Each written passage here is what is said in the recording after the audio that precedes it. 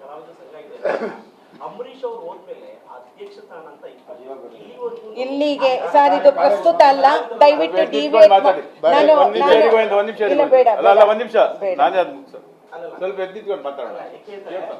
ಕಲಾವಿದ ಸಂಘಕ್ಕೆ ಒಂದು ಅಧ್ಯಕ್ಷ ಸ್ಥಾನಕ್ಕೆ ಯಾವ್ದು ಇಲ್ಲಿವರೆಗೆ ಯಾವ ಸ್ಥಾನ ನೀವು ಕಲಾವಿದರಾಗಿ ಕೂತ್ಕೊಂಡು ಈಗ ಸಮಸ್ಯೆ, ಇಂಡಸ್ಟ್ರಿ ಸಮಸ್ಯೆ ಆಗ್ಬೋದು, ಈಗ ಥಿಯೇಟರ್ ಸಮಸ್ಯೆ ಆಗ್ಬೋದು, ಪೈರಸಿ ಸಮಸ್ಯೆ ಆಗ್ಬೋದು, ಟಿಕೆಟ್ ಬೆಲೆ ಆಗ್ಬೋದು, ಯಾರು ಧ್ವನಿ ಇರ್ತಿಲ್ಲ. ಸೊ ನೀವು ಹೇಳಿದ್ ಕರೆಕ್ಟ್ ಇದೆ, ನೆಲ ಭಾಷೆ ಅಂತ ಬಂದಾಗ ಎಲ್ಲರೂ ಒಗ್ಗಟ್ಟಾಗ್ತಾರೆ. ಅದರಲ್ಲೂ ಈಗ ಇಂಡಸ್ಟ್ರಿ ಒಳಿತಿಗಾಗಿ ಮಾಡಬೇಕು ಅಂತ ಕೆಲವೊಂದು ಕೆಲಸಗಳಿದೆ. ಅಂಬರೀಶ್ ಅವ್ರ ಮೇಲೆ ಕನ್ನಡ ಚಿತ್ರರಂಗದಲ್ಲಿ ಯಾರು ನಾಯಕತ್ವ ವಹಿಸ್ಕೊಳ್ಳೋರು ಯಾರು ಇಲ್ವಾ ಹೇಳರು? ಮುಗಿಸಿರಿ ಅಷ್ಟೇ ಸರ್. ಈಗ ಬರೀ ನಾಯಕರ ಮಾತ್ರ, ಯಾಕೆ ನಾಯಕಿಯರು ಏನು ಹೆಂಗಸರ ಹೆಸರೇ ಇಲ್ವಾ ನಿಮ್ಗೆ? ಹೇಳಿ ಅಲ್ಲ, ಹೇಳಿ ಹೆಣ್ಣು ಮಕ್ಕಳು ಹೇಳಿ ಇಲ್ವಾ? ಒಂದ್ ನಿಮಿಷ ಕೇಳಿಸ್ಕೊಳ್ಳೋಣ. ಈಗ ಕರೆದಿರೋ ಅಜೆಂಡಾನೇ ಬೇರೆ, ದಯವಿಟ್ಟು ಮಾಡೋದು ಬೇಡ. ಸುಮ್ಮನೆ ನಾವು ಎಲ್ಲದಕ್ಕಿಂತ ಇದು ತುಂಬಾ ಬರ್ನಿಂಗ್ ಇಶ್ಯೂ ಇದು, ಇದಕ್ಕೆ ನಾವು ಗಮನ ಹರಿಸೋಣ.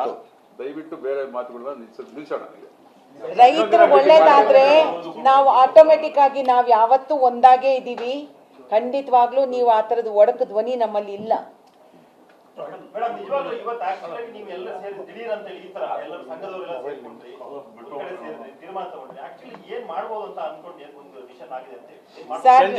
ಈ ರಾಜ್ಯದಲ್ಲಿ ಮುಖ್ಯಮಂತ್ರಿಯವರಿದ್ದಾರೆ, ಜಲಸಂಪನ್ಮೂಲ ಮಂತ್ರಿಯವರಿದ್ದಾರೆ, ನಮ್ಮಲ್ಲಿ ಈ ರಾಜ್ಯದ ಮಾಜಿ ಮುಖ್ಯಮಂತ್ರಿಗಳಿದ್ದಾರೆ, ಎಲ್ಲರೂ ಇದ್ದಾರೆ, ಬಹಳ ವರಿಷ್ಠರಿದ್ದಾರೆ ಪಕ್ಷದಲ್ಲಿ.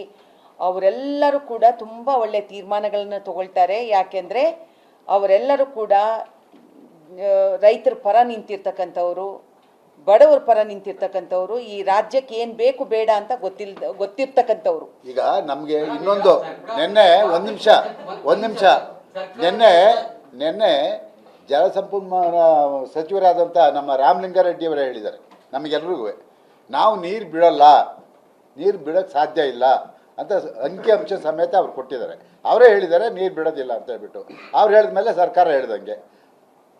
ಈಗ ಸಿಎಂ ವಿಜಯ್ ಅವರು 3ನೇ ತಾರೀಕು ಬರ್ತಾ ಇದ್ದಾರೆ ಕರ್ನಾಟಕಕ್ಕೆ. ಹಾಗಾಗಿ ಅವರು ಕೂಡ ಚಿತ್ರರಂಗದಲ್ಲಿ ಇದ್ದವರೇನೆ, ಅವರು ನಿಮ್ಗೆಲ್ಲ ಒಡನಾಟ ಇದ್ದಂತವ್ರು ಅಂತ ಅನ್ಕೋತೀನಿ. ಸೊ ಹಾಗಾಗಿ ನಿಮ್ಮ ನಿಯೋಗ ಯಾರು ಹೋಗಿ ಅವ್ರ ಜೊತೆ ಇವ್ರು ಮನವರಿಕೆ ಮಾಡುವಂತ ಕೆಲಸ ಪ್ರಯತ್ನ ನೀವು ಹೇಳಿದ್ರಲ್ಲ, ಇವಾಗ ಪ್ರಯತ್ನ ಮಾಡ್ತೀವಿ. ಹೋದ್ಮೇಲೆ ಅವ್ರ ಅಭಿಪ್ರಾಯ ತಿಳ್ಕೊಂಡು ಇದೆಲ್ಲ ತರದ ವ್ಯವಸ್ಥೆ ಏನ್ ಮಾಡ್ಬೇಕು. ನಾವು ಯಾವತ್ತೂ ಪಾಸಿಟಿವ್ ಆಗಿ ಯೋಚನೆ ಮಾಡ್ತೀವಿ ಸರ್.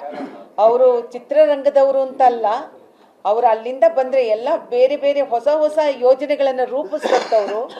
ಕರ್ನಾಟಕದ ಬಗ್ಗೆನೂ ಕೂಡ ಅವರು ಒಂದು ಒಳ್ಳೆ ನಿಲುವನ್ನ ತಗೊಳ್ಳಿ ಅಂತ ನಾನು ದೇವರಲ್ಲಿ ಅವ್ರಿಗೆ ತಿಳುವಳಿಕೆ ಬರಲಿ ಅಂತ ಕೇಳ್ಕೊತೀನಿ.